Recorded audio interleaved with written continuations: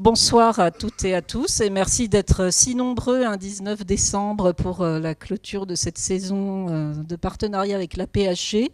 APHG que je remercie vraiment chaleureusement pour cette belle saison, ces belles découvertes. Merci à Christophe Capuano, donc le président régional, et merci à Fabien Salès vraiment qui a monté ce partenariat. Et ouais, c'est un beau cadeau que tu nous as fait là. Et l'autre beau cadeau, c'est Jérémy Foa, que j'ai rencontré il y a fort longtemps, quand on était un peu plus jeunes tous les deux. Moi, j'étais dans une plus petite ville à Beaune, et il était encore étudiant, et il épluchait avec conscience tous les registres que vous voyez comme ceci, toutes ces archives du XVIe siècle qui sont quand même rudes à lire. Je vous invite à aller essayer tout à l'heure. Et j'admirais déjà beaucoup sa constance, sa persévérance et sa façon dont il avait vraiment d'aller à la source, c'est-à-dire pas forcément se contenter des sources secondaires, des publications écrites, mais vraiment de retourner à l'archive. C'est un bel hommage pour les archivistes aussi. Et merci à toi d'avoir réaccepté de venir intervenir ici pour ce bel ouvrage qui s'appelle Survivre, que je vous invite d'ailleurs toutes et tous à vous procurer, notamment demain. Il y a une signature à Lyon. Voilà, j'en dis pas plus, je laisse Fabien prendre le relais. Merci beaucoup. Merci d'être venus effectivement aussi nombreuses et nombreux. Le cycle de conférences se remplit d'une conférence à l'autre. On en est vraiment ravis. Et on va commencer à aborder tout de suite ce livre, donc avec Jérémy Foa, qui est maître de conférence habilité à diriger les recherches à l'Université d'Aix-Marseille. Alors, Jérémy, dans cet ouvrage, par rapport à celui que tout le monde ici a probablement lu et qui a beaucoup marqué tous ceux qui tombent, Visage de la Saint-Barthélemy, vous avez décidé d'introduire massivement un autre type de source. Le précédent a été construit sur les archives, et notamment les archives notariales. Et là, vous introduisez toujours certaines archives, mais aussi beaucoup plus de sources imprimées. C'est un pari qui est difficile parce que ces imprimés, comme vous le dites, notamment dans les guerres de religion, ils ont été publiés à dessein. Et pour l'historien, pour s'en emparer, il faut effectivement mettre en place une méthodologie extrêmement sérieuse. Oui, bonsoir à toutes et à tous. En effet, c'est pas tellement les sources que je préfère en général. Moi, j'ai vraiment été formé aux archives et spontanément, j'ai toujours envie de travailler sur l'archive. Mais on sait quand on est historien que ce qui compte, c'est pas tant la source que la question qu'on a. Et moi, la question que j'avais dans ce nouveau livre, c'est quelles ont été les tactiques et les stratégies mises en place par les acteurs, par les personnes du XVIe siècle pour survivre dans un contexte hostile.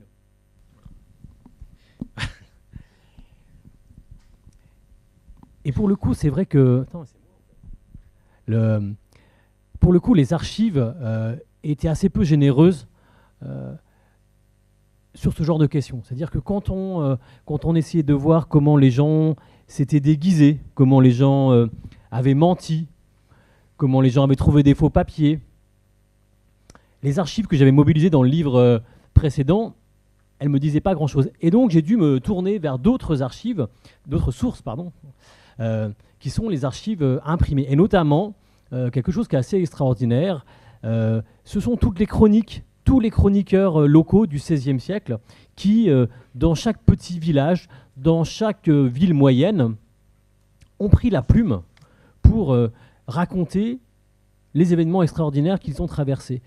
Et c'est quelque chose qui est assez caractéristique des guerres de religion, et Montaigne l'a bien relevé. Montaigne dit « Depuis quand écrivîmes-nous tant que depuis que nous sommes en trouble ?»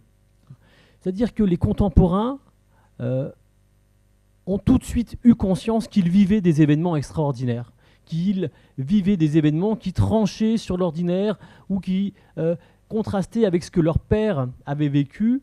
Et plus que cela, ils ont pris la plume pour le raconter. Ce qui fait qu'on a, quand on est spécialiste du second XVIe siècle, comme c'est mon cas, on a à disposition des milliers de chroniqueurs qui racontent plein de petites histoires de cette incertitude quotidienne qui caractérise les interactions sociales. Alors évidemment, vous l'avez dit, à la différence des archives qui m'avait beaucoup intéressé sur le massacre de la Saint-Barthélemy, parce que finalement les archives, notamment les archives des notaires, dans la mesure où c'était des archives un peu secrètes, un peu familiales, elles ne visaient pas à convaincre, elles ne prenaient pas parti. Et c'est en cela que c'était des archives assez extraordinaires au temps des guerres de religion, dans un moment où tout le monde ment, où tout le monde cherche à convaincre ou à prendre parti. Les archives des notaires, c'était génial parce que c'est des archives qui étaient relativement neutres. Le but des notaires, c'est de peser, c'est de compter, c'est de transmettre, et c'est pas tellement de convaincre le parti adverse que les protestants ont raison ou que les catholiques ont raison. À la différence des sources qui vont être imprimées, qui vont circuler et qui avaient précisément pour but de convaincre, de mobiliser. Donc c'est des archives qui ne renseignent pas nécessairement le vrai, et donc je les prends dans ce livre avec des guillemets, toujours avec des pincettes, en me disant ce dont les gens parlent, les événements qu'ils racontent dans ces livres, dans les chroniques locales, on ne va pas nécessairement leur faire confiance comme quelque chose qui a forcément eu lieu, mais en tout cas comme des histoires qui étaient racontées aux contemporains pour savoir comment agir dans un contexte hostile. Je vous donne juste un exemple de ce qu'on peut faire. C'est un chroniqueur de Laon qui raconte une histoire en 1589. Il raconte qu'un soir de 1589, il y a un meunier qui rentre chez lui, qui rentre à son moulin. Le meunier est assez simple, il n'appartient pas à l'élite de la société, c'est quelqu'un qui ne sait pas lire, qui n'est pas nécessairement au courant des enjeux politiques du moment. Et le meunier rentre chez lui, il sort de la ville, il va à son moulin, et là quelqu'un l'arrête et lui crie « Qui va là ?» Et le meunier ne s'arrête pas, ne comprend pas que dans ce nouveau régime, qui est ce régime des guerres de religion, si on vous arrête pour vous demander votre identité, pour vous dire « Qui va là ?» il faut s'arrêter et répondre quelque chose. Et en général, pas la vérité, mais plutôt un mensonge. Qui va là? En gros, vous avez deux réponses possibles. Il ne faut pas se tromper. C'est vive le roi ou vive la Ligue. Alors quand on est à Laon en 1589, on sait qu'il faut répondre vive la Ligue. Mais bon, le meunier, visiblement, il ne sait pas. Il ne s'arrête pas. Il continue son chemin. Il veut rentrer chez lui. Il est fatigué. Il ne comprend pas. Et il en meurt. Oui, cette histoire, je l'aurais certainement pas trouvée dans les archives, mais je l'ai trouvée chez un chroniqueur. Alors peut-être elle n'a pas eu lieu exactement comme ça, mais je m'en suis servi pour dire voilà ce qu'ont raconté aux personnes des guerres de religion pour les mettre en garde, pour leur faire comprendre qu'il leur incombait d'être sans cesse sur leur garde, sans cesse aux aguets, et c'est ça que j'essaie de décrire dans ce livre. C'est un monde où plus rien ne va de soi, où il faut sans cesse poser des questions aux gens qui s'avancent, aux passants qui arrivent. Et ces petites histoires, ces anecdotes, ces histoires de meuniers, je les ai trouvées principalement dans les livres. Effectivement, le livre s'appelle « Survivre ». Il aurait aussi pu s'appeler « Ce que la guerre civile fait aux gens ». Et tout au long du livre, vous parvenez à faire sentir vraiment physiquement, concrètement, l'état de stress permanent, les insomnies, la difficulté, l'impériosité à déchiffrer tout et tout le temps. Et effectivement, ce sont des sociétés en guerre civile qui sont des sociétés fatiguées. Et j'ai employé à dessein le vocable guerre civile, puisque le livre s'intitule « Survivre au temps des guerres de religion », mais pendant une grande partie du livre, vous préférez parler de guerre civile et de stasis. Est-ce que c'est le changement de vocabulaire est-il un moyen de décentrer le regard, d'aborder les choses sous un autre prisme que celui qu'on a l'habitude de prendre quand on écrit l'histoire des guerres de religion? Oui, alors il y a plusieurs enjeux, mais un des enjeux, c'est un enjeu éditorial. C'est-à-dire qu'un éditeur, il a besoin d'étiquettes. Il sait que guerre de religion, c'est compris par des lecteurs. C'est compris par le grand public. C'est une étiquette qui va être classée en librairie. Et donc, on va dire guerre de religion parce que finalement, c'est le chrononyme accepté, commun. Les lecteurs cultivés savent ce que c'est que les guerres de religion. Donc, on va dire guerre de religion pour parler de cette période qui va de, en gros, 1562 à 1598. Et je l'accepte, finalement.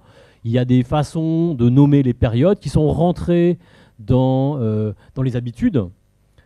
Et je comprends que pour un éditeur, on ne peut pas complètement changer. Bon, alors après, d'un point de vue plus scientifique, quand on commence à se demander qu'est-ce que c'est que cette période et comment les contemporains eux-mêmes nommaient la période qu'ils vivaient. Comment les hommes des guerres de religion parlaient de leur époque. Eh bien, on se rend compte que guerre de religion, ce n'est pas du tout un terme autochtone, ce n'est pas du tout un terme indigène. C'est un terme qui a été inventé au XVIIIe siècle, développé au XIXe siècle par l'historiographie républicaine, dont le but était de montrer à quel point la religion poussait à la guerre. Donc, c'est un terme qui n'est pas neutre, c'est un terme qui appartient au combat républicain contre la religion, notamment contre la religion catholique. Michelet, c'est sans doute l'un de ceux qui diffusent le plus guerre de religion. Donc c'est un terme qui critique la religion. Qu'est-ce que les contemporains disaient? Ils disaient deux choses. Ils disaient les troubles. Nos troubles. Montaigne dit nos troubles. Et il disait un autre terme, il parlait d'un autre terme de guerre civile. De guerre civile en référence aux guerres de l'Antiquité. C'est pour ça que j'utilise le terme grec stasis, qui parle de la guerre du Péloponnèse, par exemple, les guerres civiles à Athènes en 404, qui étaient vraiment dans l'esprit des contemporains. Et quand on commence à ne plus parler que de guerre de religion, mais à parler de guerre civile, eh bien, on peut penser les choses un peu différemment. On peut commencer à se dire, une guerre civile, elle met aux prises des voisins, des Français, les uns contre les autres, dans une même rue, dans un même village, dans un même immeuble. C'est ça une guerre civile, elle met des frères face à des frères.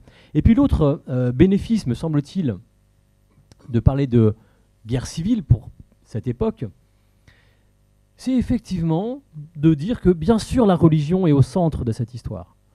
Bien sûr, les affrontements et les angoisses religieuses sont le moteur souterrain de cette période. Ceci étant, les contemporains ne sont pas motivés que par des affaires religieuses. Il y a aussi des questions financières, il y a aussi des rivalités politiques, il y a aussi parfois des jalousies amoureuses. Bon. Ça permet donc de réintroduire dans cette période un peu de complexité.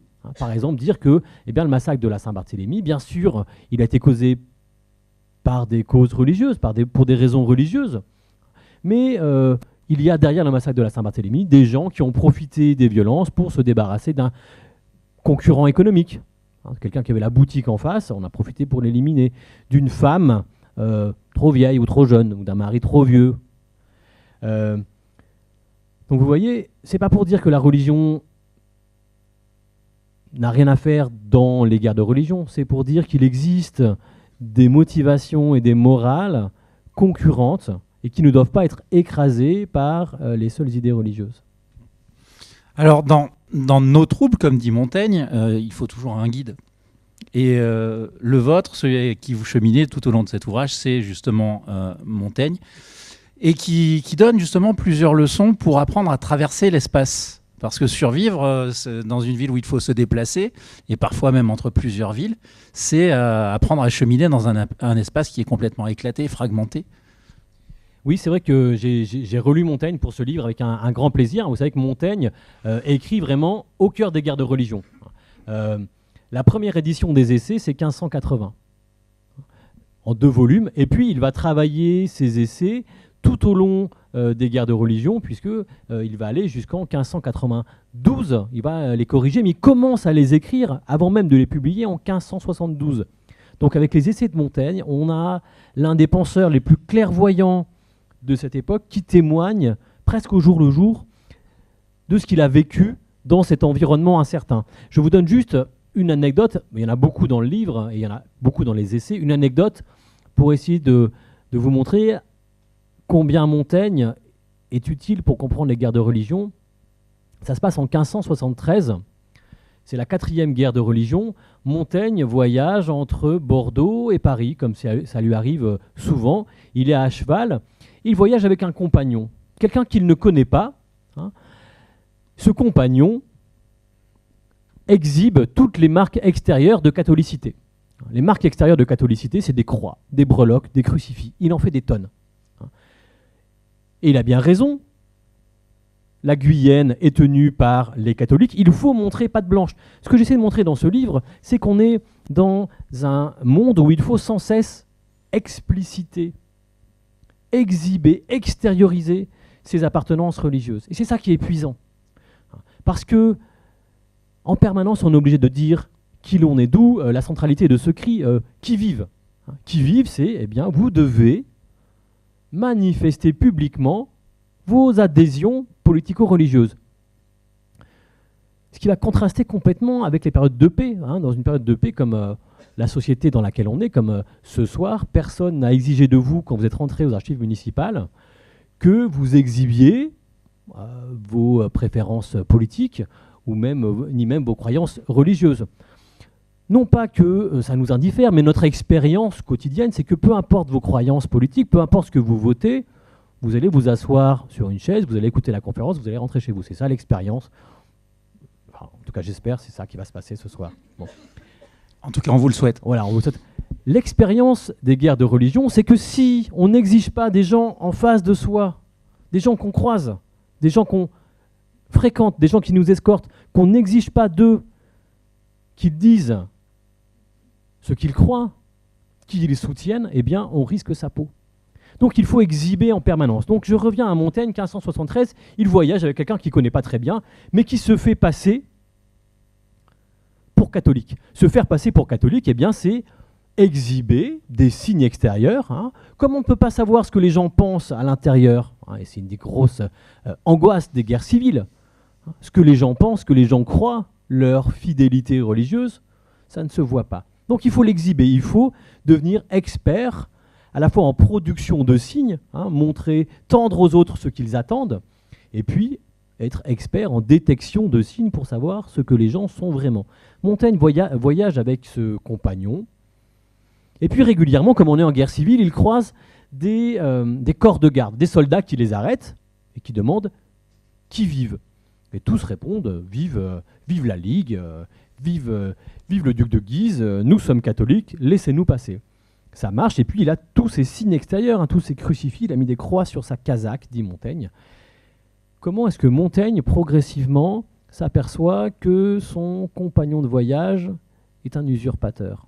Eh bien, chaque fois qu'il croise des soldats, son compagnon se met à trembler, se met à pâlir, à bégayer. Vous voyez comment Montaigne, ici, qui est un fin analyste de ces situations, va au-delà de ce que les gens disent. Et quelle leçon il délivre ici aux contemporains.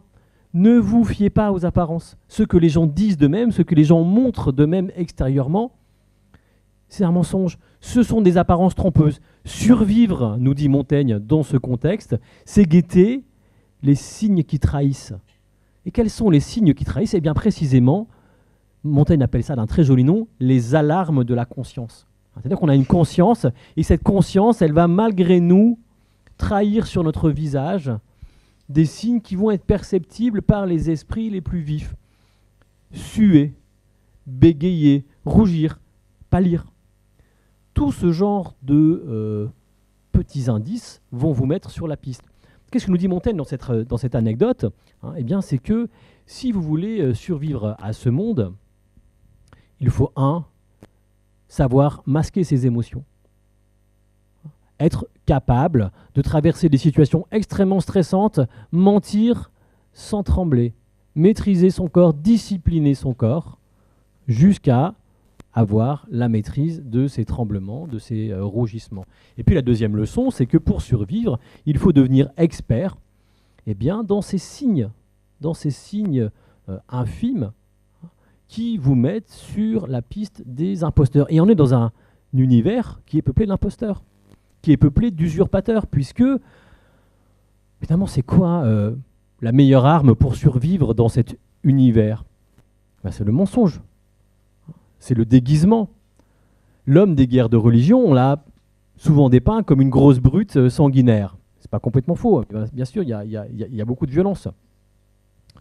Mais en réalité, l'épreuve la plus commune, l'interaction la plus commune au temps des guerres de religion, c'est pas une interaction violente, c'est une interaction de ruse.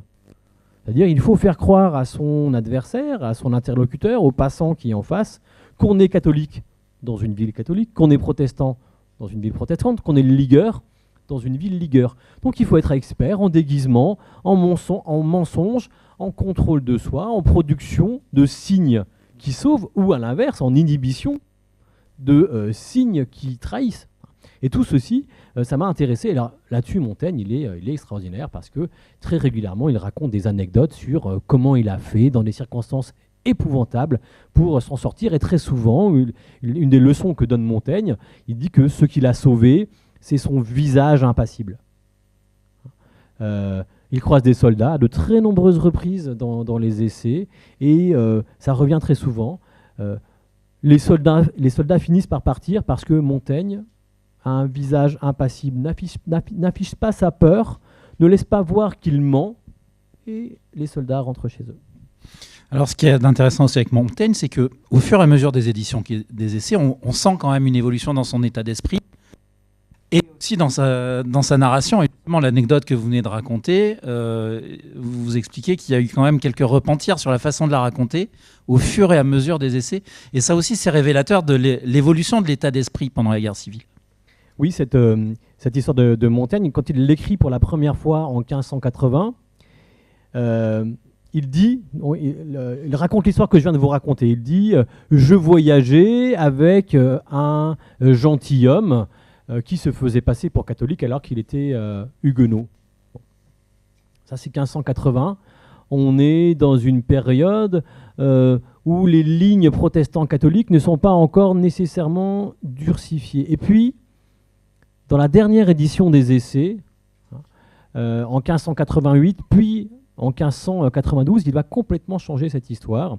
Et il ne va plus dire qu'il voyageait avec un protestant, parce que à la fin des guerres de religion, vers 1590, avoir voyagé avec un protestant, eh bien, c'est mal, hein, c'est dangereux. C'est surtout, voilà, Montaigne, on le suspecte, non pas de protestantisme, mais de philo-protestantisme, en tout cas d'être modéré, ce qu'il était. Hein.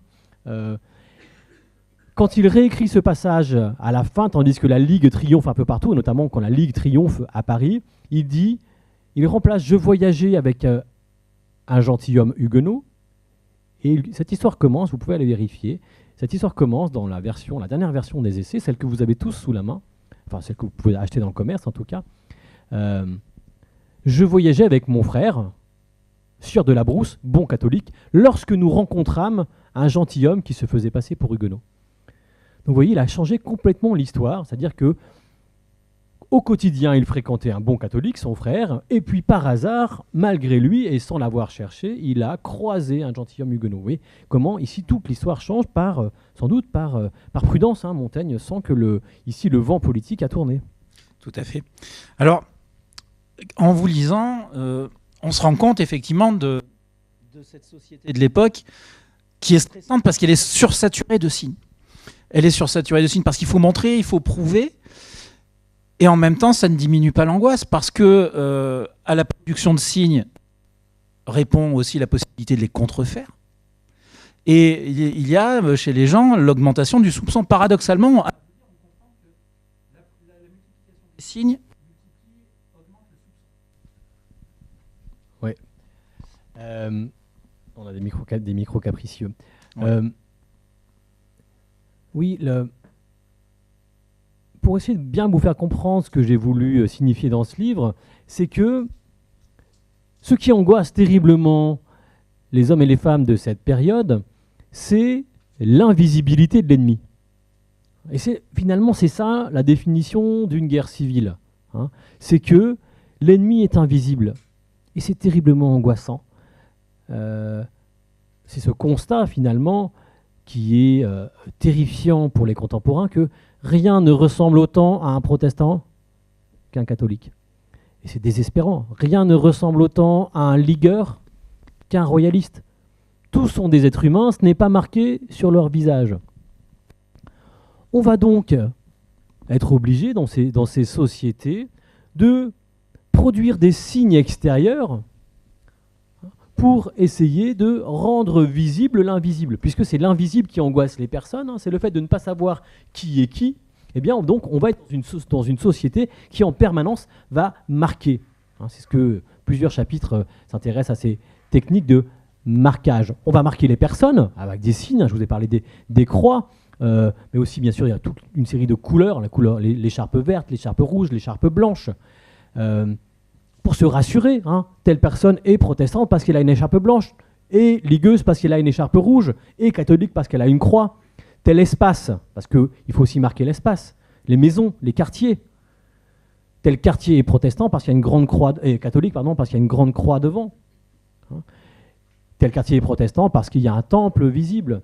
Mais toutes ces marques qu'on va produire pour se rassurer, pour faire cesser l'indistinction entre les catholiques et les protestants, les ligueurs et les royalistes, toutes ces marques qu'on produit, d'un côté elles rassurent, hein, effectivement telle personne est catholique, je le vois, mais en même temps tout le monde sait très bien qu'elles sont très faciles à contrefaire.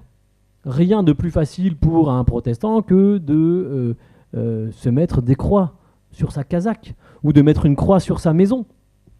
Donc en réalité, ou de porter un livre. Hein. Effectivement, on a une anecdote à Paris en 1572. C'est le jeune Sully, hein, qui, vous savez, va devenir ministre d'Henri IV, très cher aux yeux de notre nouveau Premier ministre. Sully, il est adolescent pendant la Saint-Barthélemy. Vous savez, il est protestant. C'est pas une bonne idée d'être protestant à Paris pendant la Saint-Barthélemy. Il se réveille en pleine nuit le 24 août 1572 avec des cris partout.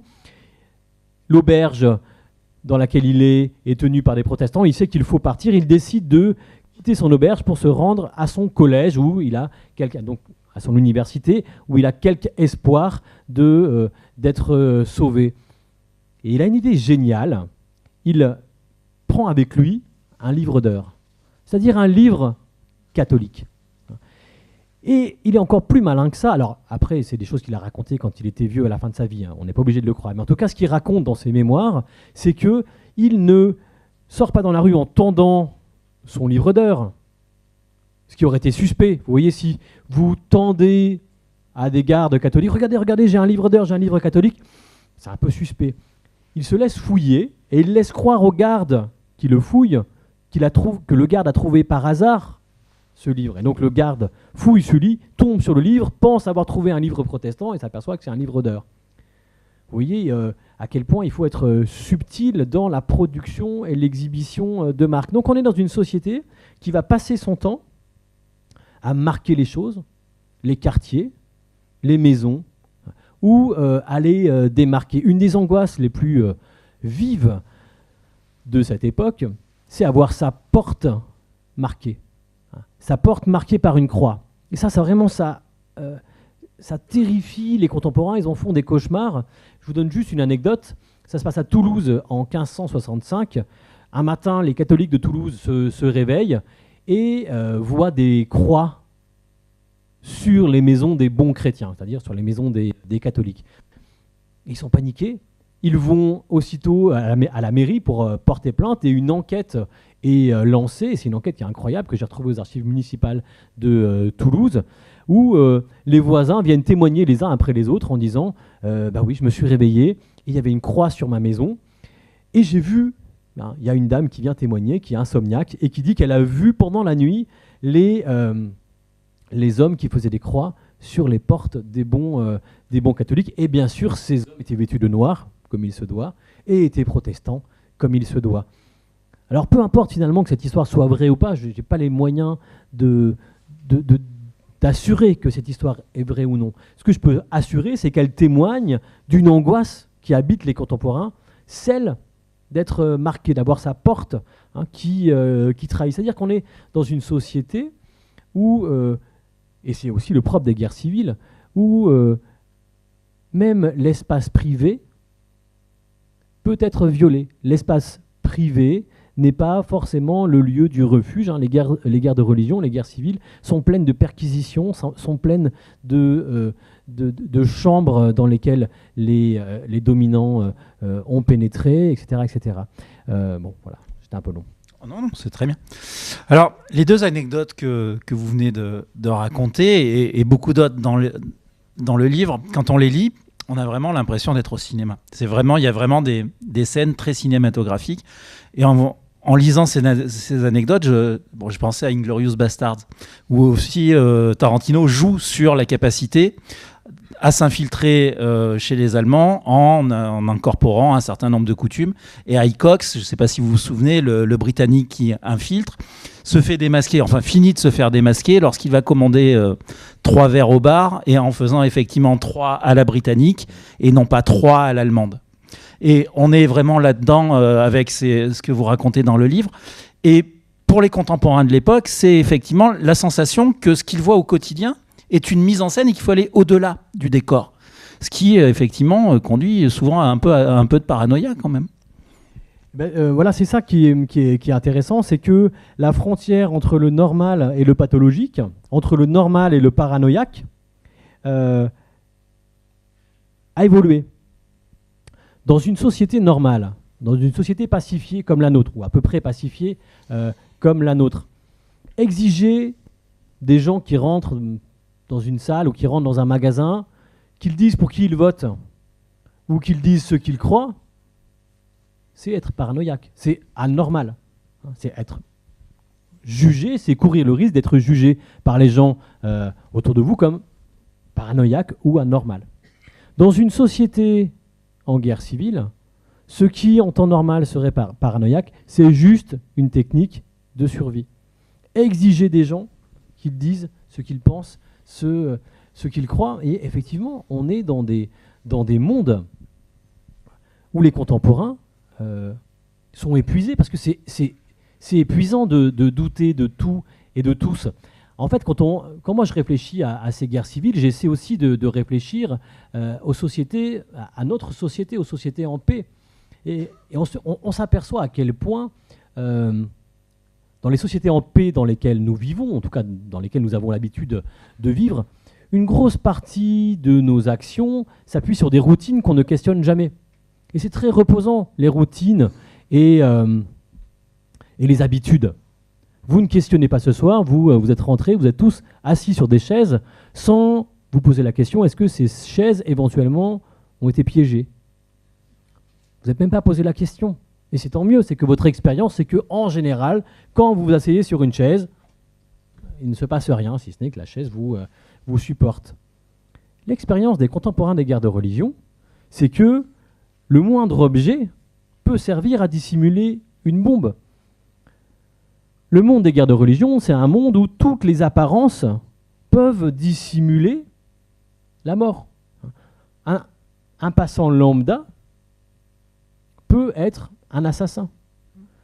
Un paysan lambda qui rentre dans une ville peut dissimuler dans sa charrette des armes, dans son tonneau, dans ses tonneaux, une bombe. Donc qu'est-ce que ça veut dire? Il faut se méfier des gens. Les gens ne sont pas ce qu'ils disent, les gens ne sont pas ce qu'ils montrent. Il faut se méfier des objets. Un tonneau n'est jamais un tonneau. Un matelas n'est jamais un matelas. Un sac de farine n'est jamais un sac de farine. Vous voyez que tout ce qui fait notre vie quotidienne, c'est-à-dire les apparences sur lesquelles on s'appuie, votre expérience de citadin dans une ville en paix, c'est que globalement, vous pouvez faire confiance aux apparences, pas complètement bien sûr. On apprend à nos enfants à ne pas se fier complètement à ce que les gens disent, mais dans l'ensemble, dans une ville, on s'appuie sur les signaux qui sont produits par la ville comme signe de confiance. Et quand vous êtes venu ici ce soir, vous n'êtes pas interrogé, savoir si le pont que vous avez traversé, je ne sais pas si vous avez pris le pont pour venir ici, le tunnel, je ne sais pas comment ça s'appelle, la galerie, les voûtes, voilà, les voûtes. Vous n'avez pas posé la question, est-ce que les voûtes sont protestantes ou catholiques? Car ça vous indiffère. Ce qui vous est utile, c'est le signe qui vous indique archives municipales. Tout ceci est remis en question dans une ville en guerre civile, car les signes qui indiquent une direction peuvent avoir été mis ici par votre ennemi. Donc vous voyez que c'est épuisant, car il faut en permanence être sur le qui-vive, c'est le cas de le dire, hausser son niveau de réflexivité. On ne peut plus faire confiance à personne. Quand je dis on ne peut pas faire confiance à quiconque, c'est on ne peut pas faire confiance à sa femme, on ne peut pas faire confiance à son mari, on ne peut pas faire confiance à ses voisins, on ne peut pas faire confiance à ses domestiques, on ne peut pas faire confiance aux consuls, aux hommes politiques. Vous voyez, tout ceci crée une société à l'issue de laquelle, En 1600, à la fin des troubles, on a produit des hommes et des femmes qui sont épuisés, qui sont harassés par ces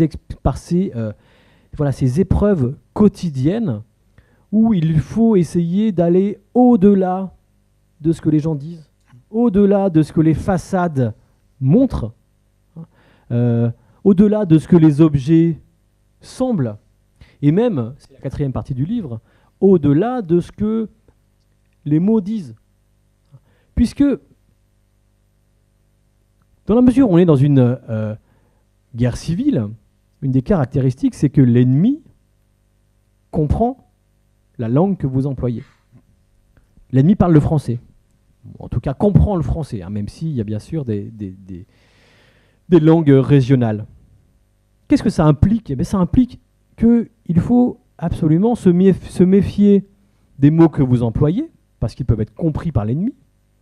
Donc il va falloir commencer à coder votre langue pour qu'elle ne soit pas comprise par le passant, qu'elle ne soit pas comprise par le voisin, et il va falloir aussi apprendre à détecter les codes éventuels employés par les personnes. Je donne juste un exemple de code. Pendant le massacre de la Saint-Barthélemy, pour que les protestants ne comprennent pas ce qui les attendait, les catholiques utilisaient très peu le mot massacrer. Massacre-moi celui-là. Pourquoi est-ce que les catholiques emploient peu le mot massacrer ? Eh bien parce que si vous utilisez ce mot, la victime va le comprendre, va paniquer, risque de courir. Pour vous, c'est épuisant, vous êtes peu efficace. À Rouen, les massacreurs utilisent le mot accommoder. Accommode-moi celui-là. La victime entend accommode-moi, ne comprend pas exactement ce qu'il attend, elle est amenée aux prisons et assassinée aux prisons. Donc vous voyez comment un mot qui, au début des guerres de religion, en 1560, désignait la façon de travailler les sauces. C'est un vocabulaire à la cuisine, accommoder les sauces. Quand en 1570, en 1580, en 1600, vous entendez le mot accommoder, vous comprenez qu'il faut commencer à douter, à lever l'oreille. Donc on est dans un monde où les gens, les objets, les quartiers et les mots se sont effondrés et vous ne pouvez plus faire confiance à rien. C'est ça qui explique l'intense niveau de fatigue qui caractérise la société quand Henri IV arrive. Alors, justement, ce qu'il faut décrypter, c'est aussi les vêtements. Et vous avez de longues pages, justement, sur les déguisements. Et on en revient à cette question du cinéma. Vous employez souvent les mots de script, de langue colorisée, et effectivement, donc, les déguisements qui sont la hantise aussi de l'époque. Oui, quand on lit les chroniqueurs des guerres de religion, comme je l'ai fait, on s'aperçoit qu'il y a des histoires de déguisements partout. Car effectivement, pour survivre, il faut apprendre à tromper l'adversaire. Qu'est-ce que ça dit et quels exemples on peut donner ? On peut donner un exemple qui se passe à Troyes. En 1585, les ligueurs veulent prendre la ville. Et pour prendre la ville, une technique classique, c'est de se déguiser en paysan. Les villes ont un point de faiblesse, c'est elles ne sont pas autosuffisantes et elles doivent laisser, à un certain moment dans la journée, elles doivent ouvrir les portes pour laisser rentrer les paysans. C'est à ce moment-là que très souvent, les ennemis, qu'ils soient protestants ou catholiques, vont décider de s'habiller en paysans pour rentrer dans la ville et faire ensuite faire une surprise. Mais c'est pas si facile. Donc, on peut se déguiser en plein de choses. On peut se déguiser en paysan, c'est hyper classique. Donc qu'est-ce que ça veut dire ? Parce que ces histoires, elles sont récurrentes. Il y en a des centaines. Quelle est la leçon de ces histoires ? Moi, je ne m'intéresse pas tant au fait de savoir si elles sont vraies, parce que je ne peux pas assurer à chaque fois que les anecdotes rapportées par les chroniqueurs sont vraies. En revanche, ce qu'on sait, c'est qu'elles délivrent une leçon qui est « méfiez-vous des paysans ». Les paysans qui rentrent dans la ville ne sont pas forcément des paysans. Parce qu'un paysan, un déguisement de paysan, c'est très pratique parce que souvent, ils ont une longue robe sous laquelle on peut dissimuler des armes. Donc on se déguise en paysan. Un paysan, c'est l'homme qui ne se bat pas, donc a priori on ne se méfie pas. On se déguise en moine, grand classique. Sous la robe du moine, sous la bure des moines, on peut aussi cacher des armes. Sous la capuche des moines, on peut déguiser, dissimuler un visage. Et puis les moines sont aussi considérés comme inoffensifs, donc on ne se méfie pas. Troisième déguisement qui s'appuie sur ces codes de l'inoffensif, on se déguise en femme. On a très souvent des guerriers qui vont se déguiser en femme pour prendre telle ou telle ville. Ici encore, la leçon c'est quoi? Méfiez-vous des femmes. Méfiez-vous des guerriers. Méfiez-vous des paysans. Alors, c'est hyper classique, il y en a des milliers des histoires comme ça, mais je vous raconte juste une histoire qui se passe mal. Des soldats, des officiers décident de se déguiser en paysans. Ils ont des fèves dans leur hotte. Ils rentrent dans la ville, leur coup marche. Ils arrivent sur le marché.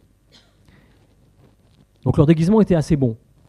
Mais les clients du marché commencent à repérer des détails qui clochent.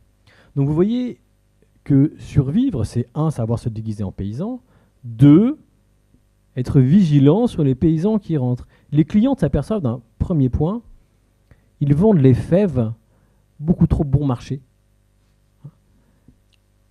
Les paysans ne feraient jamais ça. Mais les soldats, les officiers ne connaissent pas le prix. Donc ils ne les vendent pas au prix. Donc ça commence à jaser autour. Et puis on s'assemble, on s'attroupe autour de ces prétendus paysans. Et bien sûr, le détail le plus important, c'est les mains. Les mains. Ils n'ont pas les mains noires, ils ont les mains beaucoup trop blanches. Ce ne sont pas des paysans.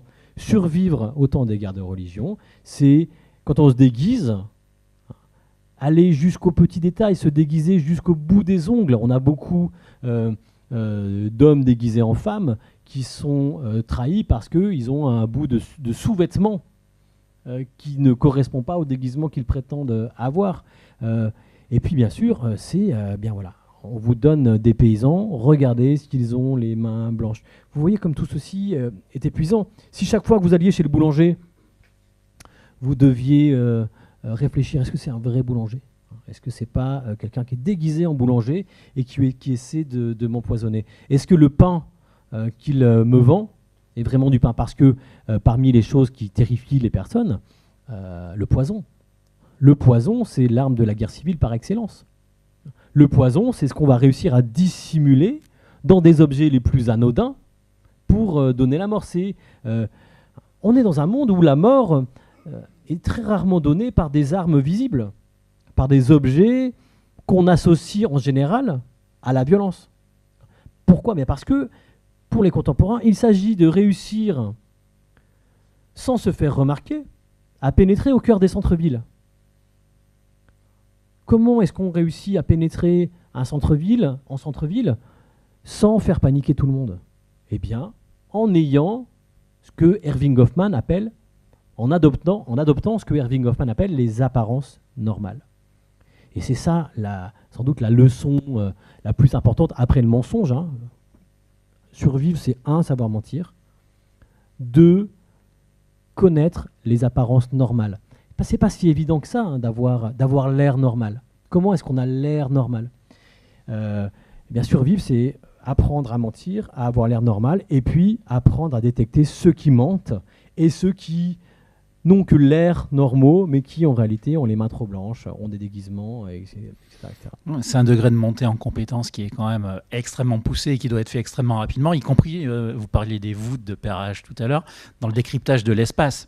Et dans le décryptage de l'espace, il faut être capable de dire très rapidement si on est dans une partie dominée par les catholiques, les protestants, les royalistes, les ligueurs.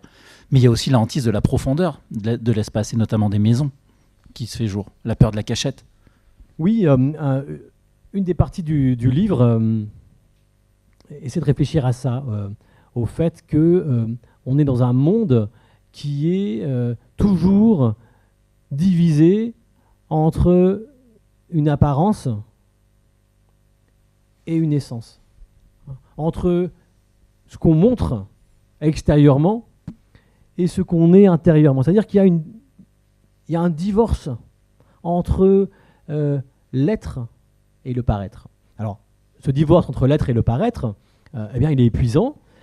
On l'a vu avec les personnes. Hein, les personnes paraissent quelque chose alors qu'elles sont autre chose.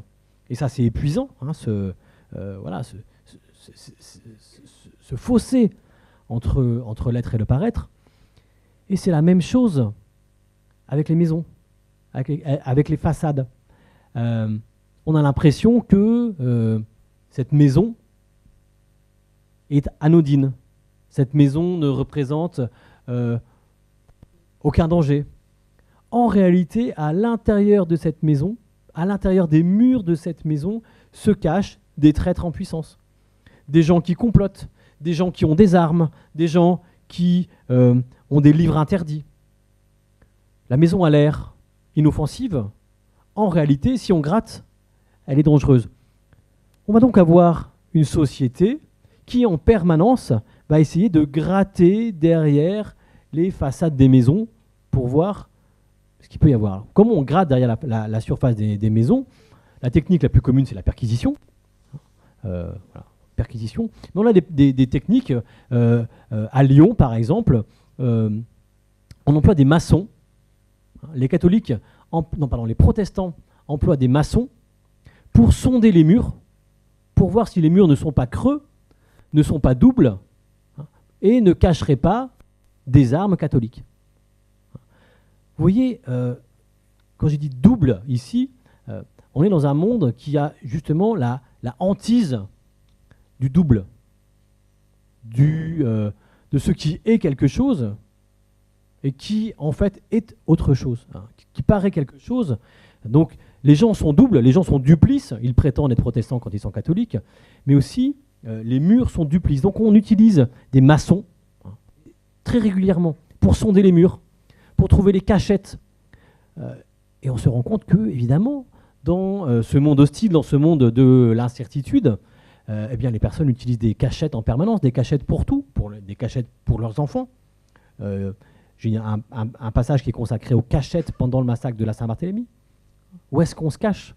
Eh bien, on se cache dans des doubles parois, dans des doubles plafonds, dans des trappes, dans des portes, derrière des portes dérobées. Ici encore, pour un catholique qui est confronté au massacre de la Saint-Barthélemy, on a un espace qui est infiniment angoissant.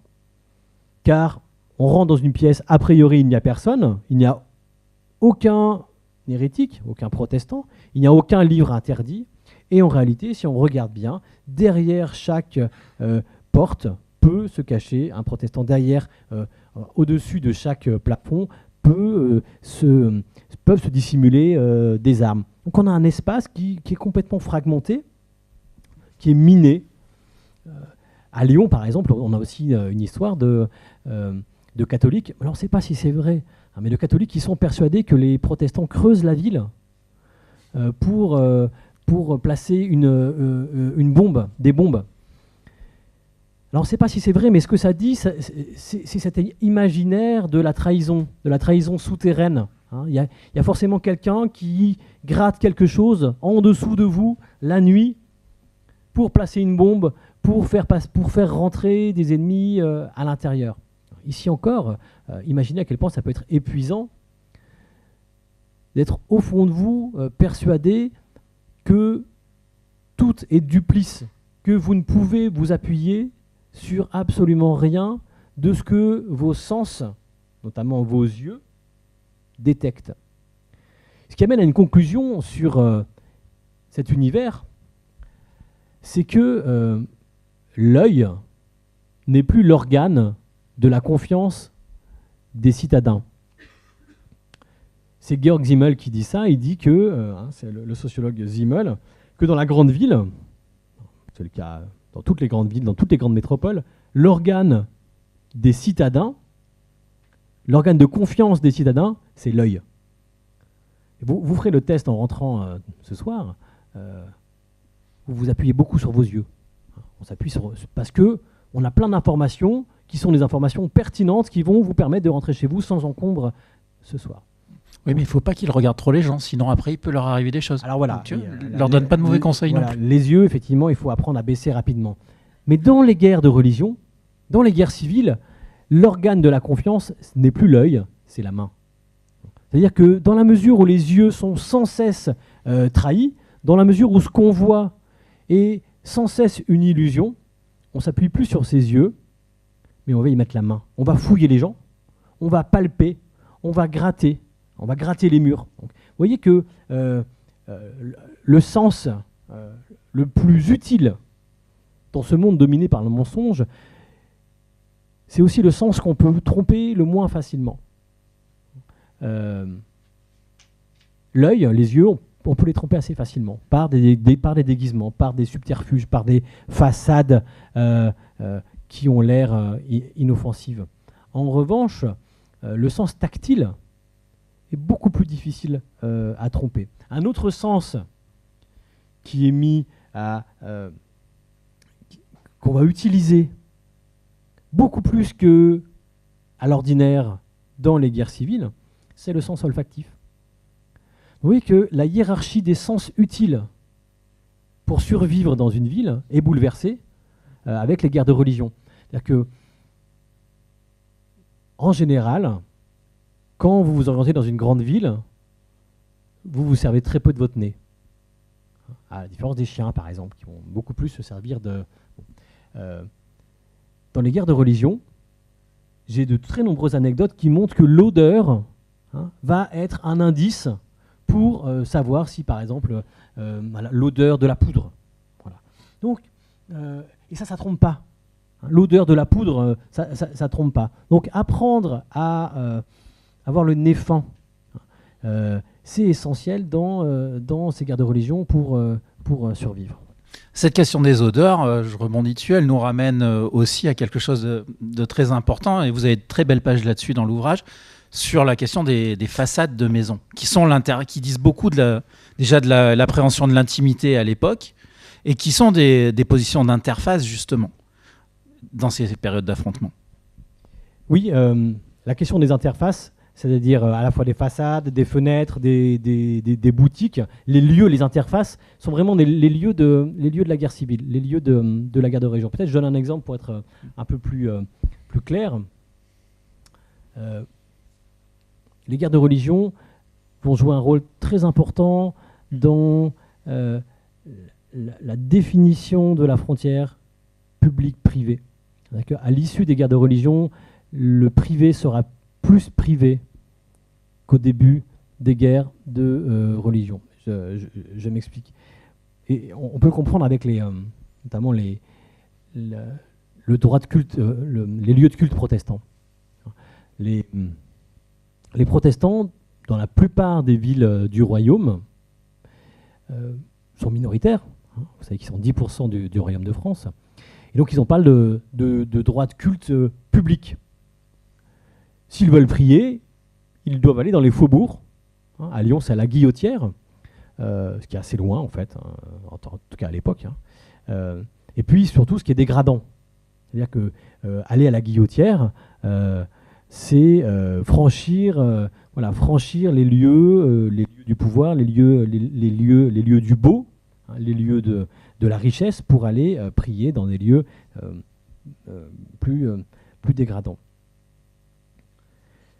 Il y a une exception, c'est que les protestants ont le droit de faire leur culte en privé chez eux. Ils peuvent, à condition de ne pas être en groupe, ils peuvent prier chez eux. Ils ont un droit de culte, si vous voulez, domestique permanent. Alors, c'est très bien, mais c'est un petit peu frustrant. C'est-à-dire que dans des sociétés qui sont des sociétés prosélytes, dans des sociétés dans lesquelles on pense que le Dieu qu'on honore, le Dieu qu'on prie est un Dieu juste, et le vrai Dieu et la bonne façon d'honorer Dieu, c'est assez frustrant de devoir rester chez soi. Comment est-ce que les protestants vont essayer de jouer avec les frontières de la façade? Vous savez que les protestants ont le droit, les protestants refusent de jeûner, de faire maigre en période de carême. D'accord ? Les catholiques sont obligés de ne pas manger de viande en période de carême Pour les protestants, c'est interdit et absolument incompréhensible dans la mesure où il n'est pas dans la Bible. Donc les jours de carême, les protestants vont rester chez eux, donc ils sont dans leur droit, ils vont prier à leur manière, faire leur rite à leur manière, ils sont dans leur droit, et ils vont utiliser l'interface pour marquer leur présence dans la rue, pour sortir malgré tout. Comment ils vont faire? Eh bien, ils vont faire un gros graillon et ouvrir les fenêtres. Donc, vous faites cuire des saucisses chez vous. Vous avez le droit. C'est chez vous. Vous avez un espace qui est un espace intermédiaire, la façade ou la fenêtre. Vous l'ouvrez. Ce n'est pas de votre faute si l'odeur va dans la rue catholique. Donc, on a une odeur née dans un espace intérieur protestant qui chemine lentement. C'est l'odeur qui est en faute, c'est l'odeur qui est passée. Donc ici, on va se servir d'un autre sens, le sens olfactif, vous voyez, pour marquer un territoire, pour revendiquer un territoire, celui de la rue, qu'on n'a pas le droit d'utiliser quand on est protestant parce qu'on est une minorité. Alors ce genre de choses, ça va créer bien évidemment des rixes, des conflits très importants. Ils vont faire la même chose avec les chants. Vous savez que les protestants chantent les psaumes. Ils ont le droit de chanter les psaumes chez eux.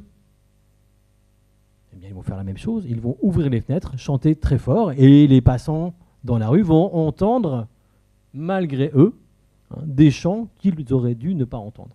Ici encore, les façades, les interfaces vont être un lieu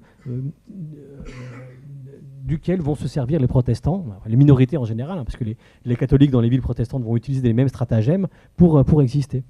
Il va y avoir des règlements d'ailleurs mis en place pour essayer de canaliser ça. Alors, on a parlé des objets, on a parlé des espaces, on a parlé des gens.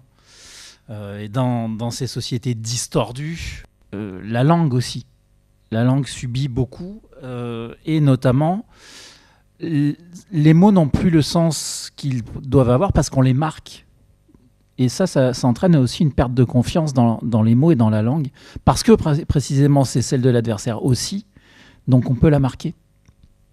Oui, ça c'est la dernière partie du livre, elle est consacrée aux questions de mots. Montaigne dit ceci, que dans les guerres civiles, l'ennemi est invisible, et c'est encore pire car il a été élevé dans la même langue que soi.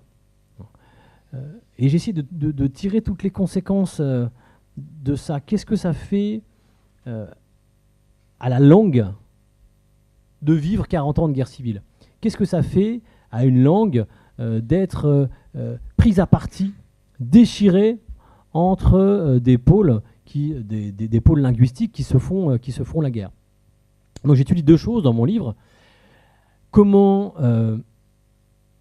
la langue crée de la guerre civile, c'est-à-dire comment on va utiliser la langue pour faire la guerre. Et j'essaie d'étudier aussi comment la guerre civile crée de la langue. Comment la langue crée de la guerre civile et comment la guerre civile crée de la langue. Comment la guerre civile fait évoluer la langue, fait bouger la langue. Alors le premier point, comment est-ce que la langue crée de la guerre civile? Comment la langue crée de la violence? C'est un passage que je consacre à étudier ce qui est commun à tous les génocides, à toutes les périodes de massacres. C'est l'animalisation de l'ennemi. On s'aperçoit que les mots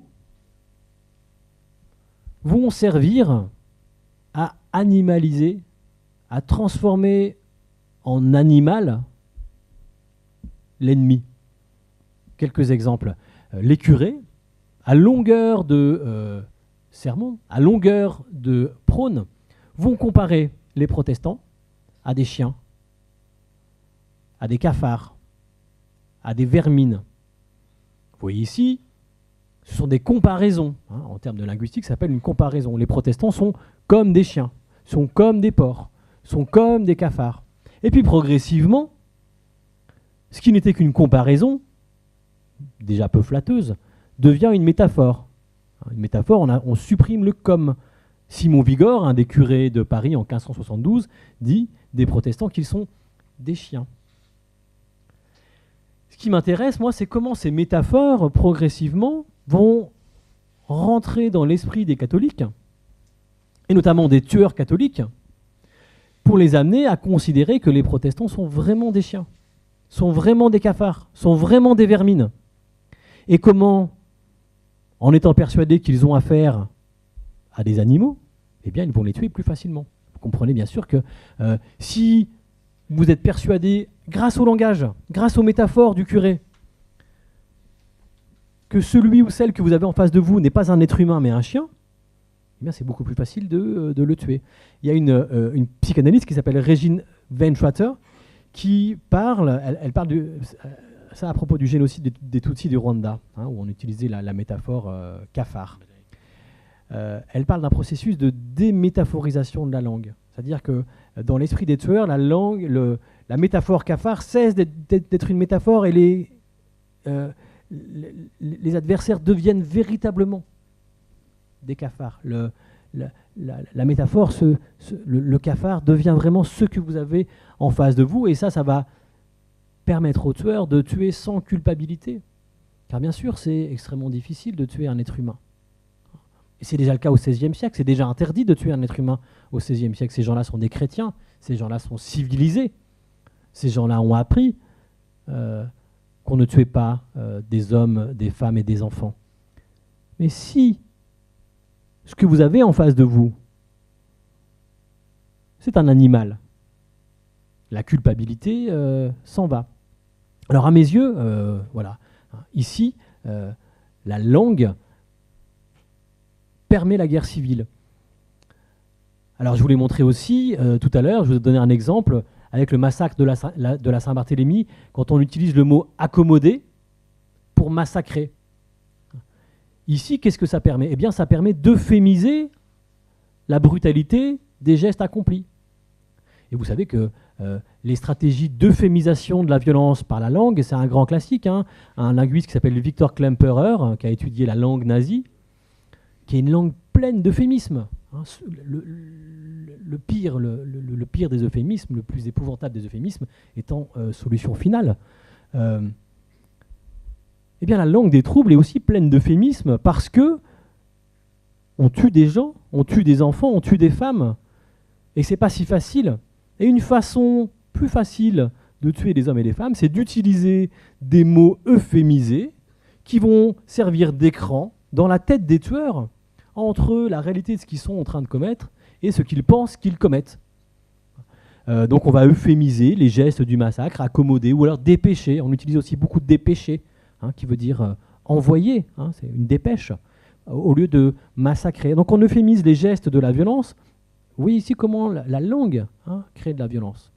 On euphémise aussi très souvent les objets de la violence. On a des tueurs, c'est assez fréquent, à Orléans par exemple, qui vont parler de leurs épées, qui sont des grosses épées, hein, des longues épées, des épées de tueurs, comme des canifs. Vous voyez ici ce que permet la langue, hein, c'est-à-dire qu'elle permet de rendre l'épouvantable moins épouvantable. C'est un canif, on ne peut pas faire de mal avec un canif. Le rire, hein, sert aussi beaucoup. Certains catholiques vont parler du gibet, des potences sur lesquelles ils pendent les protestants. À Mont-de-Marsan, ils vont appeler ça le consistoire. Vous savez que le consistoire, c'est une institution protestante. Et ça, c'est de l'humour, bien sûr. Mais c'est aussi un mot écran. C'est-à-dire qu'on n'amène pas les gens à la potence. Et si un tueur entend potence, c'est violent dans sa tête. On amène les gens au consistoire. C'est drôle, tout le monde. Et ça va permettre aux tueurs, aux violents, d'accomplir leur macabre besogne avec, en tout cas avec moins de culpabilité, donc avec plus de facilité. Donc ça, c'est le premier point. Vous voyez que la langue crée de la guerre. Et puis le deuxième point, je m'intéresse beaucoup à la façon dont la guerre crée de la langue. Comment le sens des mots, et Thucydide, hein, c'est Thucydide qui l'a remarqué le premier. Thucydide a cette très belle phrase, 4e siècle avant Jésus-Christ. Le sens usuel des mots, pardon, c'est pas ça la phrase, c'est « on changea jusqu'au sens usuel des mots ».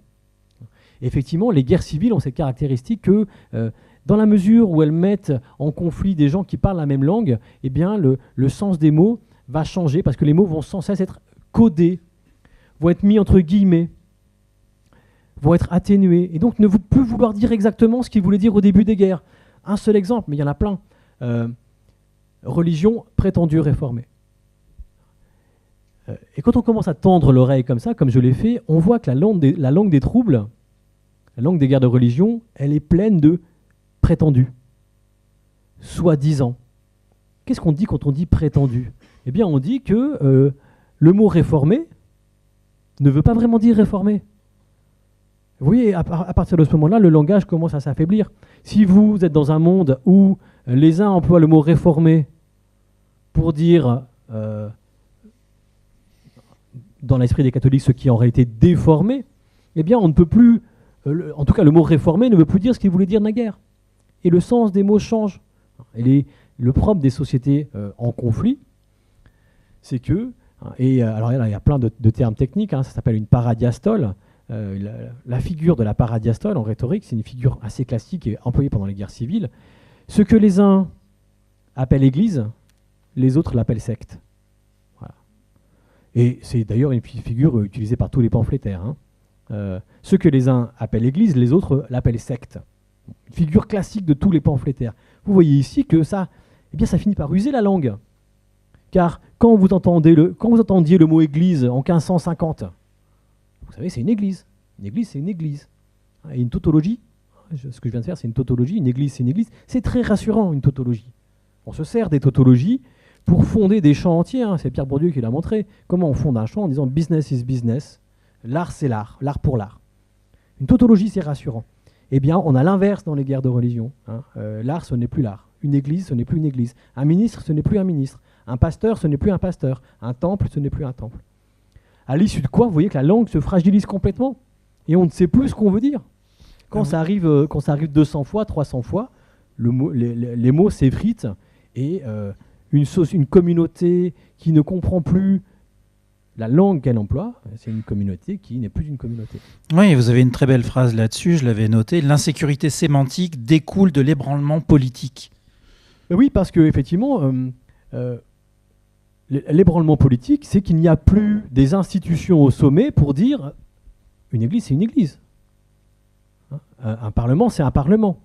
Vous voyez que ici, ce dont on a besoin, ce qui fait défaut, ce sont des autorités, des pouvoirs, des institutions qui garantissent le sens des mots.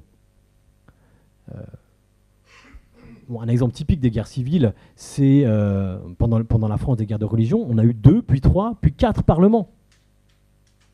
Et puis parfois 2 parlements de Paris. Un parlement de Paris à Paris, ligueur, un parlement de Paris à Tours, royaliste. Quand vous avez des institutions comme ça qui se dédoublent, parce qu'on a les parlements qui se dédoublent entre ligueur et royalisme, on a aussi les monnaies qui se dédoublent. On frappe monnaie à Reims et puis on frappe monnaie à Troyes et ce n'est pas la même monnaie.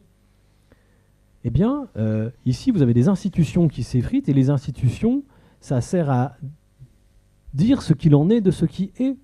Ça sert à dire qu'une église, c'est une église, un sou, c'est un sou. C'est ça une institution. C'est arbitraire. Vous savez très bien que dire qu'un sou, c'est complètement arbitraire, mais c'est extrêmement rassurant d'avoir une institution qui garantit que tel mot veut dire telle chose, qu'avec telle pièce, vous pourrez acheter telle chose. C'est ça une institution.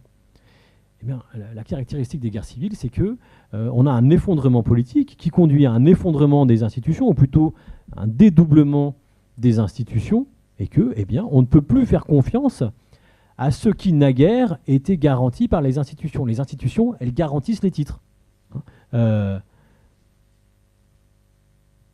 institution, ça garantit les titres. Les titres, ça marche au-delà de la performance des acteurs.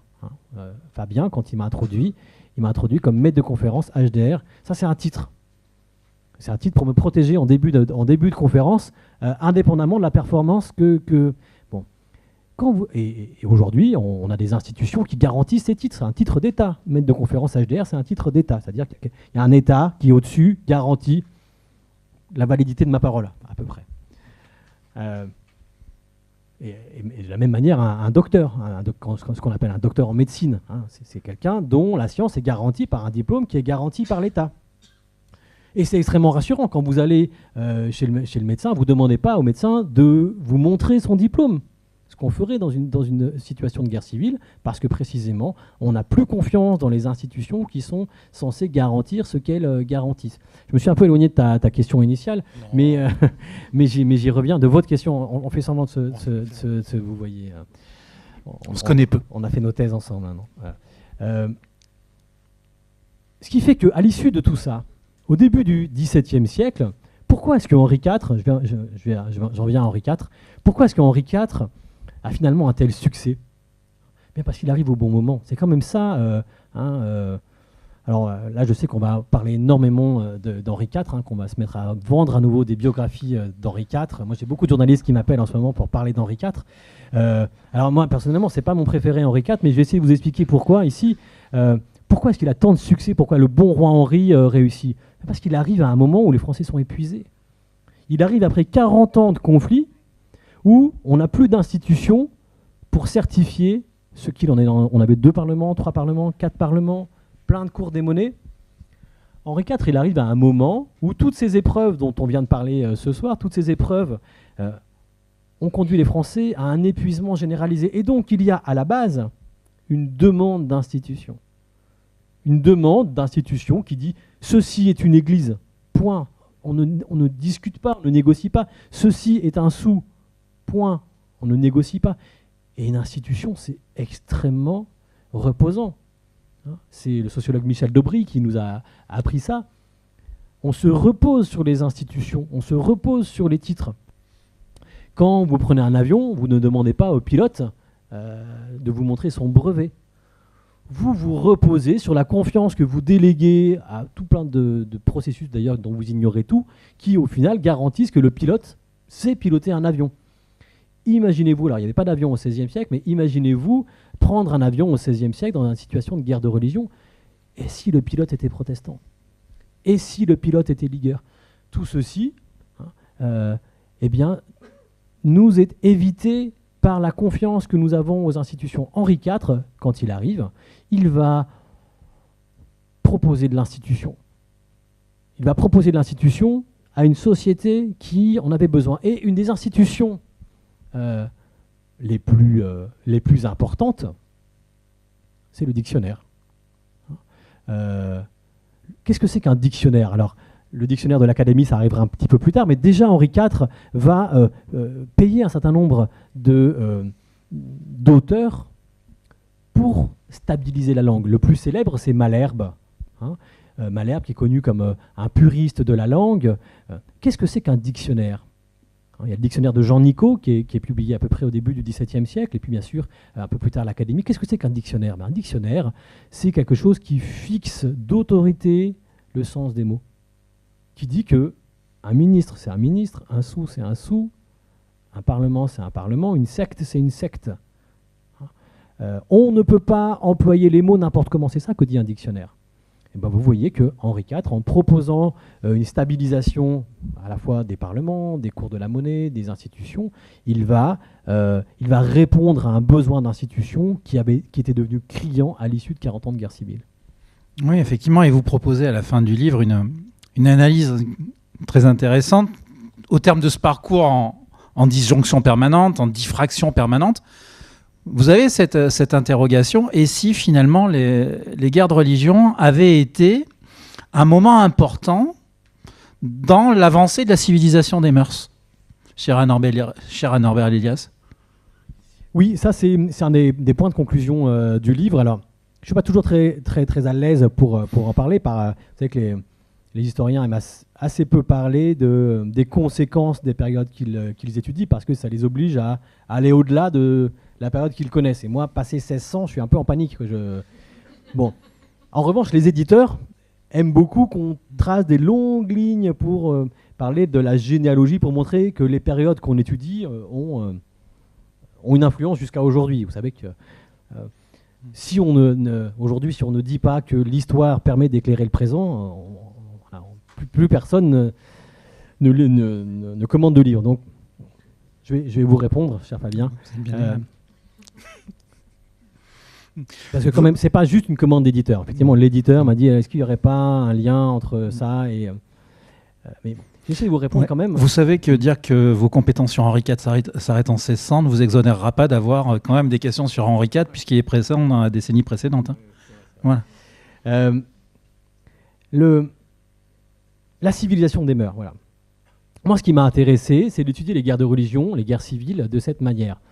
On a beaucoup étudié la violence au temps des guerres de religion, à juste titre. Hein. Le massacre de la Saint-Barthélemy, c'est quelque chose d'épouvantable. Les massacres auparavant sont... Et moi, le premier, j'ai consacré un livre au massacre de la Saint-Barthélemy. Là, en étudiant 40 ans de troubles, et pas seulement des paroxysmes de violence, 1572 ou 1562, ce dont je me suis aperçu, c'est que l'épreuve la plus commune, la plus courante, vécue par les Françaises et les Français à cette époque, c'est pas le massacre, même si c'est traumatique un massacre, mais des massacres sont très ponctuels. Le massacre de la Saint-Barthélemy, c'est 10 000 morts. C'est épouvantable, 10 000 morts, mais on parle de 20 millions de Français. Donc l'interaction la plus banale, pour moi, ce n'est pas une épreuve de violence, ce n'est pas une épreuve de force, c'est une épreuve en réflexivité, c'est une épreuve critique, c'est une épreuve de ruse. Tout ce dont on a parlé ce soir, c'est des gens qui rusent, des gens qui mentent, des gens qui deviennent critiques, des gens qui ont besoin de hausser leur niveau de réflexivité, de rehausser leur sens critique pour survivre. Vous voyez ici comment je lis cela à la civilisation des mœurs. La civilisation des mœurs, vous savez, c'est une théorie proposée par le sociologue Norbert Elias qui montre comment à Versailles, à la fin du XVIIe siècle, le raffinement des mœurs à la cour, progressivement né à Versailles, descend jusqu'à la société par, comment ils disent les macronistes, non, Par ruissellement. Par ruissellement, voilà. Par ruissellement. Bon. Je maîtrise bien la langue. Oui. C'est une très belle théorie, et évidemment, c'est un immense sociologue, Norbert Elias. Moi, ce que j'essaie de montrer, c'est comment toutes ces épreuves au ras du sol, dès la fin du XVIe siècle, ces épreuves de ruse, ces épreuves de maîtrise de soi, ces épreuves où on doit contrôler son corps, avoir du tact, avoir un esprit critique, eh bien, tout ceci aussi a contribué à la naissance de l'homme moderne, avec vraiment des grands guillemets, mais a contribué à civiliser les mœurs. Celui qui parce que ma grande question, c'est comment on survit.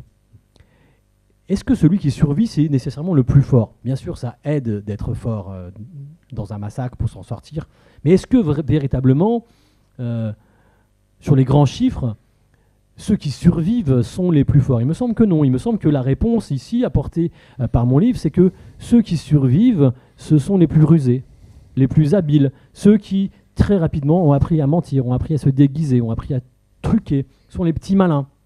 Alors bien sûr, c'est jamais déconnecté du social. Il y a des conditions sociales de possibilité de la ruse. C'est-à-dire que je ne suis pas en train de dire que ceux qui sont morts, c'était les plus stupides. C'est vraiment, je n'inverse pas la proposition. En revanche, il me semble que c'est une nouvelle proposition, en tout cas que je fais, voilà, de dire que bien sûr les épreuves de force, bien sûr la violence sont centrales pour comprendre cette période, mais c'est aussi une période qui est pleine de critiques. Qu'est-ce que c'est que la critique? C'est aller au-delà des apparences. C'est quand même ça. La science moderne, c'est il y a des choses qu'on ne voit pas, des microbes ou des infrarouges, il y a des choses qu'on ne voit pas et qui sont là. C'est ça l'esprit critique. Bon, il me semble que l'expérience commune des hommes et des femmes de cette époque, c'est ce que vous voyez n'est pas nécessairement vrai. Il faut aller au-delà des apparences et il faut apprendre à maîtriser son corps. Donc tout ceci, me semble-t-il, en tout cas, c'est la proposition que je fais, d'étudier les guerres de religion par leur contribution à la création d'un homme critique. Alors, justement, j'aurais voulu terminer en évoquant justement l'expérience de ces hommes et de ces femmes des guerres de religion. En 2015, dans la revue Politics, vous aviez publié un article qui s'appelait « Les acteurs des guerres de religion furent-ils des protagonistes ?» Alors, c'était une réaction à un concept qui avait été notamment remis en avant par Haïm Bernstein. Et vous concluiez l'article en disant « Finalement, pas vraiment ». Est-ce que le long travail fait sur ce livre, parce que c'est quand même, il faut le dire aussi, c'est quoi, c'est 8-9 ans d'élaboration. Est-ce que le long travail fait pour ce livre vous a fait évoluer sur vos positions là-dessus? Vous voulez dire, est-ce que je me contredis par rapport à cet article de 2015? C'est ça la question. Alors c'est vrai, donc, premier élément de réponse, c'est vrai que c'est un livre que j'ai mis extrêmement longtemps à écrire, puisque j'ai commencé à y réfléchir au moment et au lendemain des attentats du Bataclan. Pour moi, ce sont les attentats du Bataclan, ce moment où la violence surgit dans des lieux de fête, dans des lieux urbains, dans des places publiques, qui m'a mis sur cette réflexion de tiens, l'épreuve subie par les sociétés en guerre civile s'approche, en tout cas peut être comparée à l'épreuve subie par les sociétés confrontées au terrorisme. À savoir la possibilité que la violence surgisse en pleine ville par des individus qui nous ressemblent comme des frères, qui sont nos frères, qui parlent la même langue que nous, qui ont les mêmes habits que nous, qui vont utiliser pour tuer précisément la ruse et des objets qui ne sont pas des tanks, qui ne sont pas des chars d'assaut, qui ne sont pas des armes visibles, mais au contraire des armes dissimulées. Donc j'ai commencé à réfléchir sur ces stratégies de guerre civile au moment des attentats du Bataclan. Et donc ça a été très long. Alors qu'est-ce que je dis dans l'article sur le protagonisme 2015 Oui. 2015.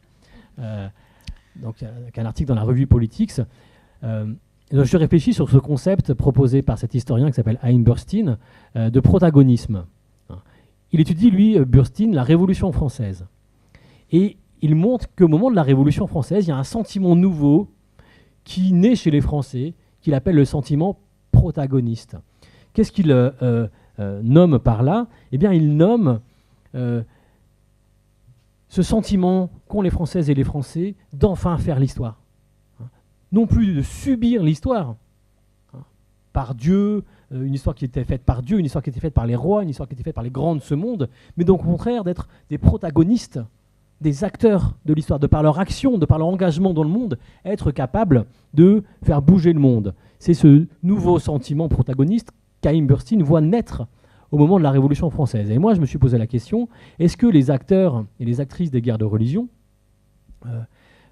peuvent avoir eu ce sentiment protagoniste, car après tout, eux aussi, ils vivent dans un monde qui est un monde avec une accélération politique, avec des changements, avec des implications, avec une politisation très importante des personnes. Est-ce que finalement, Haïm Bernstein n'a pas tort de faire naître ce sentiment à la Révolution française, alors qu'on aurait pu le faire naître pendant les guerres de religion, et puis sans doute mes collègues médiévistes considéraient qu'on peut le faire naître au XIVe siècle, et les collègues antiquisants voilà, à Rome. Alors moi j'ai répondu dans cet article que non, il n'avait pas un sentiment protagoniste, ou en tout cas un sentiment protagoniste complet, car à la différence des hommes et des femmes de la Révolution française, les hommes des guerres de religion, les hommes et les femmes des guerres de religion sont convaincus que l'acteur principal de l'histoire, c'est Dieu. Il y a quand même un monde entre 1560 et 1760, et ce monde, Michel Vauvel l'a bien montré, ça s'appelle la déchristianisation du royaume de France. Entre 1700 et 1760, on s'aperçoit que, alors que les Français demandaient des testaments demandaient des messes dans tous leurs testaments, en 1760, ils ne sont plus que 40% à demander des messes dans leur testament. Donc, au moment où la Révolution française arrive, on a des Français qui se sont débarrassés en grande partie de cet acteur principal de l'histoire qui était Dieu, alors que dans les sociétés que j'étudie, Dieu reste le protagoniste principal. Ma conclusion était que les acteurs n'avaient pas ce sentiment protagoniste. Ici, effectivement, tu as raison, vous avez raison, il y a une inflexion qui est que ce qui m'a intéressé quand même, c'est de montrer comment les Françaises et les Français ne sont pas que des victimes de cette période, ne sont pas que des victimes des violences qui leur tombent dessus, mais sont aussi des acteurs des troubles. Et tout ce que j'ai essayé de mettre en avant dans ces ruses, dans ces épreuves critiques, dans ces déguisements, dans ces mensonges, dans ces faux papiers, dans ces perruques, ce sont des acteurs. C'est-à-dire, qu'est-ce que c'est que des acteurs? C'est quand même des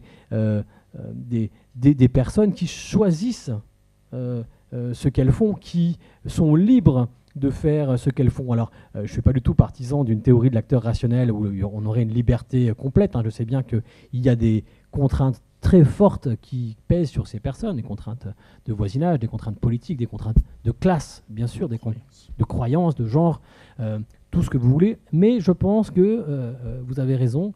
Par rapport à ma conclusion de 2015, ce livre met beaucoup plus en avant la capacité d'action, la capacité, l'espoir d'infléchir l'histoire que pouvaient avoir les Françaises et les Français des guerres de religion. Merci beaucoup Jérémy Foix. Je pense que nous allons arrêter là cet entretien. C'est passionnant. Merci beaucoup. Merci à toutes et à tous.